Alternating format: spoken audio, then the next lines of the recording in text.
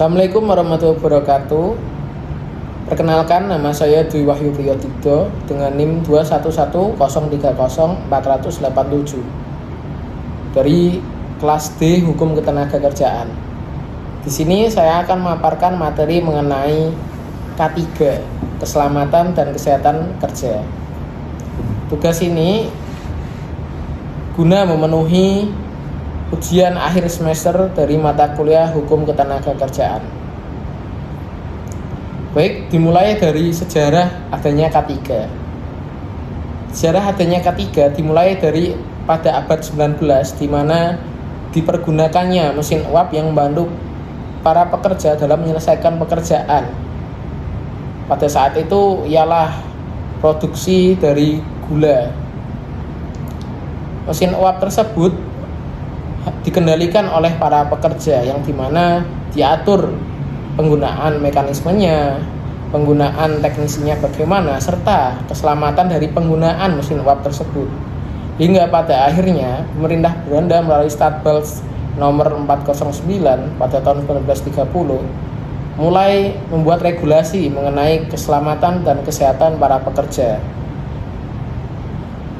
Lanjut, pada dasar hukum saat ini, K3 diatur dalam beberapa peraturan perundang-undangan, diantaranya 1. Undang-Undang Nomor 1 Tahun 1970 tentang Keselamatan Pekerja. Yang kedua, Undang-Undang Nomor 13 Tahun 2003 tentang Ketenagakerjaan. Kemudian yang terakhir ialah PP Nomor 12 PP Nomor 50 Tahun 2012 tentang K3.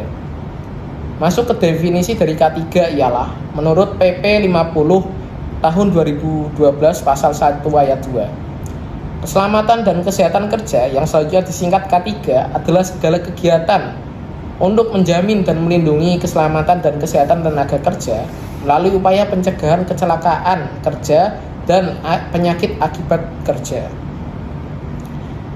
Dari definisi tersebut dapat dipahami bahwa keselamatan kerja ialah upaya untuk menjaga keselamatan para pekerja dengan menyusun mekanisme, menyusun lingkungan, menyusun sebuah peranti-peranti yang mendukung pekerjaan dengan aman dan selamat bagi para pekerja. Kemudian yang selanjutnya ialah kesehatan pekerja.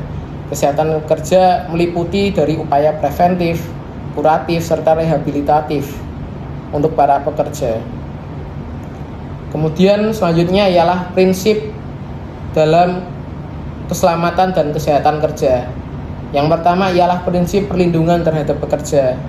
Prinsip ini sesuai dengan filosofi dari K3 itu sendiri, di mana pekerja harus dilindungi keselamatan serta kesehatan kerjanya. Kemudian ada prinsip jaminan atas kesehatan dan keselamatan kerja yang merupakan salah satu hak dari pekerja. Hal tersebut diatur pada pasal 86 Undang-Undang Nomor 13 Tahun 2003 tentang Ketenagakerjaan yang akan dibahas selanjutnya. Prinsip selanjutnya ialah prinsip tanggung jawab pengusaha atau dikenal dengan employers liability. Selama ini kita sering dengar dengan strict liability, liability without fault, liability based on fault. Namun dalam K3 ini dikenal dengan prinsip employers liability, tanggung jawab pengusaha, yang dimana hal tersebut diatur dalam 1602 KUH Perdata yang berbunyi, si majikan diwajibkan untuk mengatur dan memelihara ruangan-ruangan, peranti-peranti atau perkakas-perkakas dalam mana atau dengan mana ia menyuruh melakukan pekerjaan. Kemudian prinsip yang terakhir ialah prinsip campur tangan dari pemerintah. Perlindungan pekerja oleh negara umumnya termaktub dalam beberapa peraturan perundang-undangan yang diciptakan oleh negara. Kemudian maksud dan tujuan dari adanya K3 itu sendiri. Dalam pasal 86 Undang-Undang Ketenagakerjaan ayat 1 berbunyi, setiap pekerja, buruh mempunyai hak untuk memperoleh perlindungan atas 1. Keselamatan dan kesehatan kerja, 2. Moral dan kesusilaan dan perlakuan yang sesuai dengan harkat dan martabat manusia serta nilai-nilai agama. Selanjutnya pada pasal 87 ayat 1 Undang-Undang Ketenagakerjaan berbunyi, Setiap perusahaan wajib menerapkan sistem manajemen keselamatan dan kesehatan kerja yang terintegrasi dengan sistem manajemen perusahaan. Kemudian terdapat 3 tujuan utama penerapan K3 berdasar Undang-Undang Nomor 1 Tahun 1970, yakni melindungi dan menjamin keselamatan setiap tenaga kerja dan orang lain di tempat kerja, menjamin setiap sumber produksi dapat digunakan secara aman dan efisien, serta meningkatkan kesejahteraan dan produktivitas nasional. Hal yang telah saya sampaikan sebelumnya merupakan salah satu hak dari pekerja dan kewajiban pekerja, di mana hal tersebut saling berkaitan. Hak pekerja merupakan kewajiban dari pengusaha, sedangkan hak pengusaha merupakan kewajiban dari pekerja. Kemudian mengenai jaminan sosial. Jaminan sosial ialah salah satu bentuk perlindungan sosial yang bertujuan untuk memberikan jaminan terpenuhnya kebutuhan dasar hidup yang layak bagi peserta atau anggota keluarganya.